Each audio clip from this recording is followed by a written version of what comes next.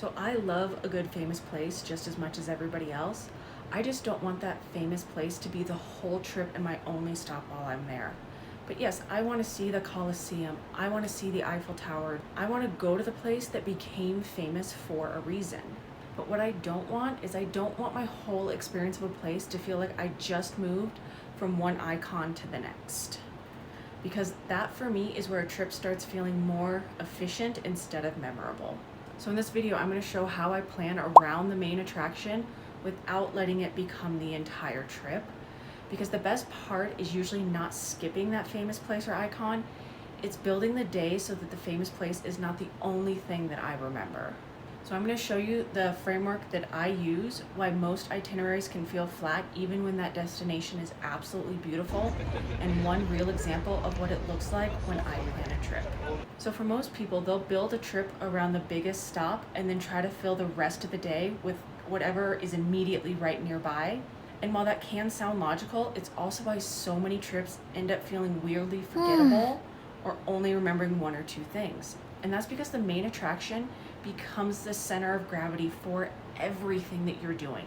Your timing, your route, the food, the places, the photo, your energy, all of it gets wrapped up in that one main thing.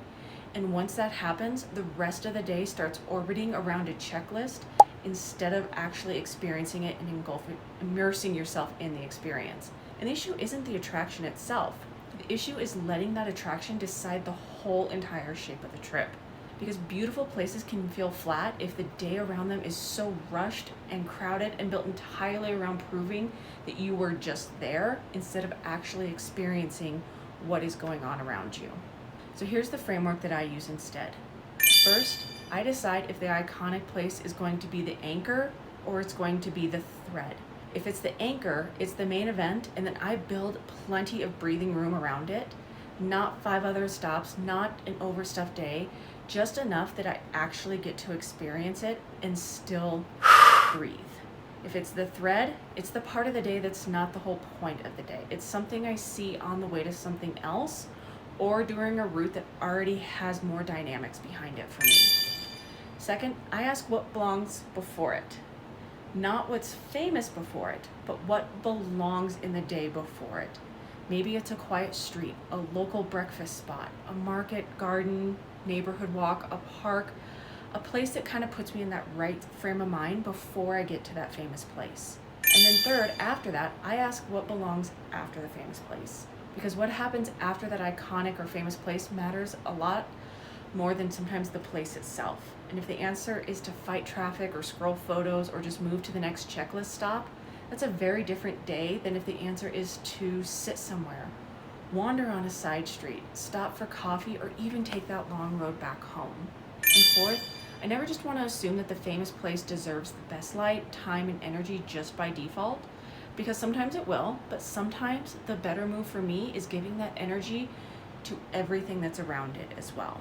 And if this is how you also think about travel, the long way around is where I go deeper into exactly what all of this is, and that link will be listed below. So a real example of this for me is my most recent trip to Italy, specifically Rome. So you can absolutely build an entire day around one major stop like the Colosseum and still leave feeling like you just moved through the city instead of actually being there and being present in the city. But if I'm, let's say, planning somewhere around the Colosseum, I'm thinking about the shape of the day, not just the ticket time or the site. I'm looking at what belongs before it. Maybe that quieter street, that local cafe by the owner who's been there for 30 years, walking through the park before I go to the Colosseum, or maybe for me it's approaching it from a different direction that will make that first view hit so differently than the typical one you'd think. And then thinking about what belongs after it. I don't want to do an immediate giant line after. Maybe I want to do lunch down the road, or I saw a really cool church that I want to walk into. Or for me, it just might be unstructured time to walk around the city and see what it wants to show me that day. And for me, that is the difference. Because the attraction's still there. It still matters. It just stops being the only thing that my entire day is revolved around. And for me, that's how I think about planning all of my trips now. Not how do I fit the most into all of this time, but how do I build a day that actually feels like peace for me? Because for me, when I'm traveling, that is the whole point. And if you want more of that, be sure to join me the long way around below. That is my weekly email where I share where I'm going, what I'm finding, and the places that are actually worth that full-on detour. And be sure to hit like and subscribe if you want to follow where I go next. So I will see you on the next wild crossing.